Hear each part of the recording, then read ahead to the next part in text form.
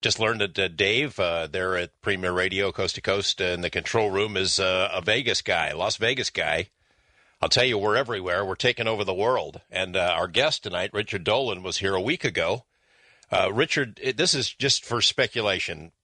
If you don't want to answer it, you don't have to. But, you know, Joe Biden, during the presidential campaign, he was commenting, and it got him in a lot of trouble. He says, you know, that President Obama, if he were elected, would be tested. Would there be some kind of a crisis? He'd be tested early in his administration. This would fit the bill, wouldn't it? Oh, yes, it would.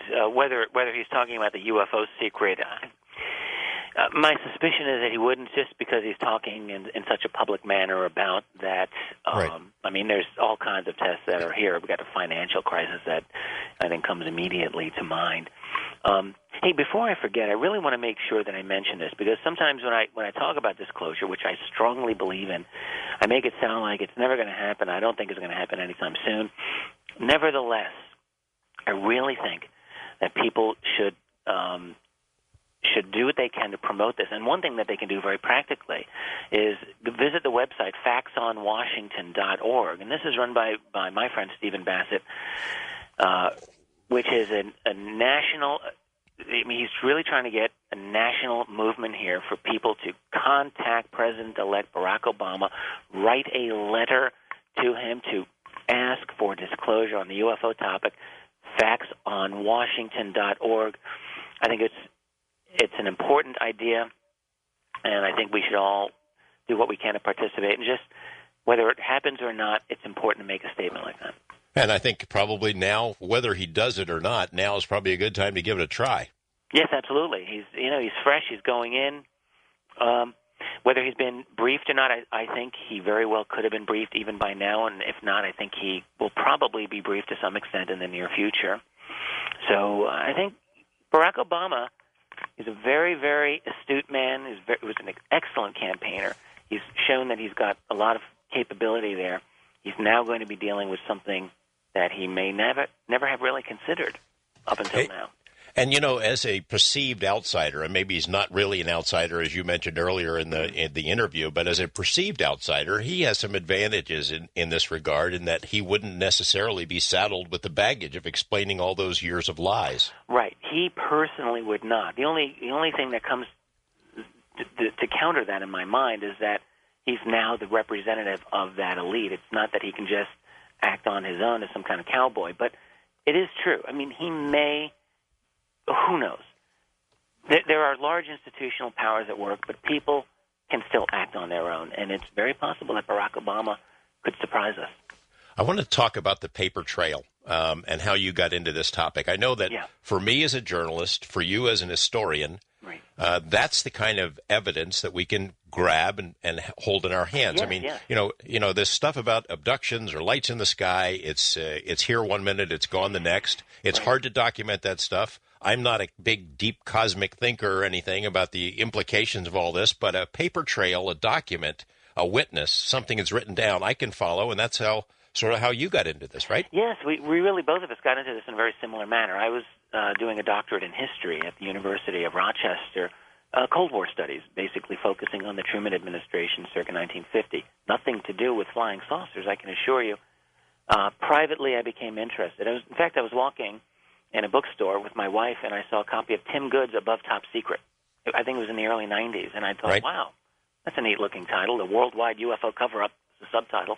I remember flipping through it and recognizing many of the names that he had in there, but all in a UFO cover-up context. And then there were all of these alleged documents. They looked real. I thought, are they real? I wanted to know. And so my question wasn't even, were UFOs real at that point? I wanted to know, were they a legitimate part of our history? And if they were, why had I never read about it in any academic history book? Even if it was a mistake. If you've got a bunch of 3 4-star generals or CIA directors who are possibly taking this seriously, is that not interesting? Should that not be part of our history? And yet, it seemed to me at the formal academic level, it was always getting blown off.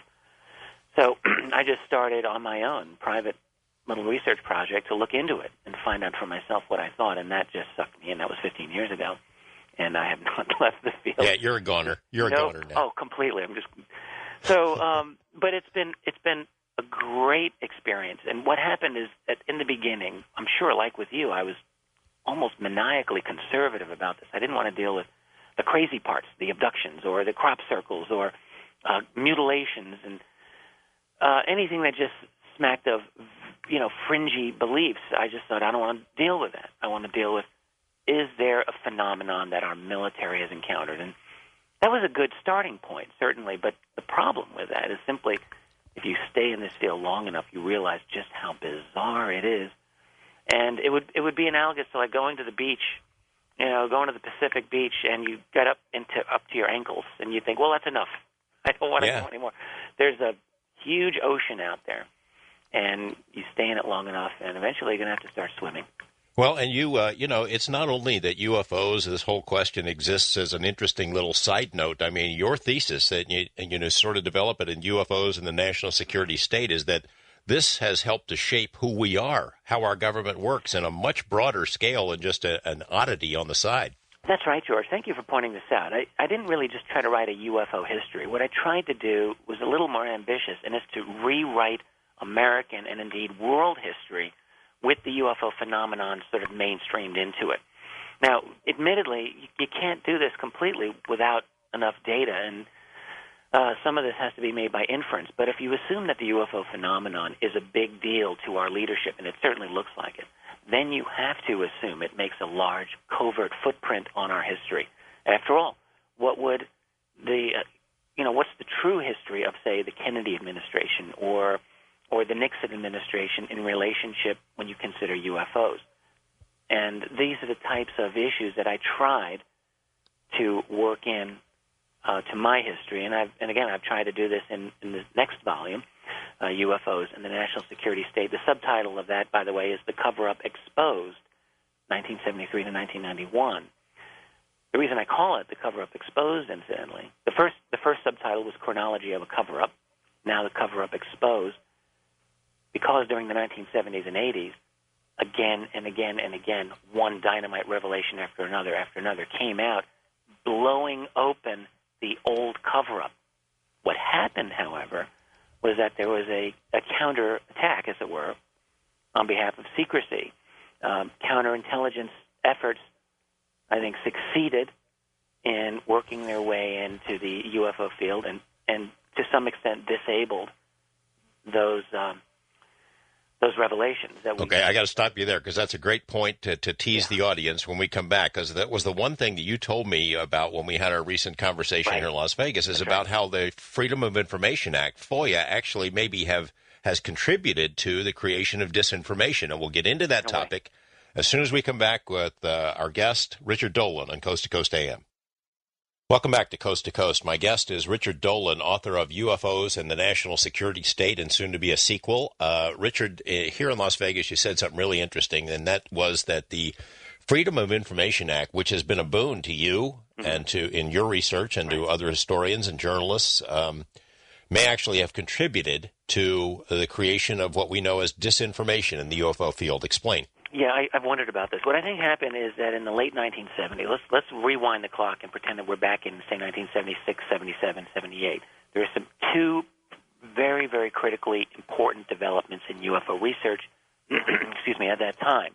One was the Freedom of Information Act, which FOIA had originally been passed back in the 1960s, but it didn't really have the teeth necessary to do UFO research until the mid-1970s. 1974 it got re-energized, and people were now allowed to make public inquiries into the government on all kinds of issues, including UFOs. By the late 70s, these efforts started to kick in. So what happened is, where like the FBI or the CIA for years and years would say, we don't do UFOs, it's not our interest, it's beyond our... Suddenly that lie was revealed, and we've got thousands of pages of documents on UFOs from those agencies, from all the military agencies, Air Force Intelligence, Defense Intelligence Agency, and so on. Now, among those documents, there wasn't a single smoking gun, like no one document that was like the memo from the president that says, oh my God, what do we do about these aliens? Okay, but at least not confirmed. But there were many documents that were one cut below that described incredible encounters by our military with what can only be described as UFOs. doing impossible things.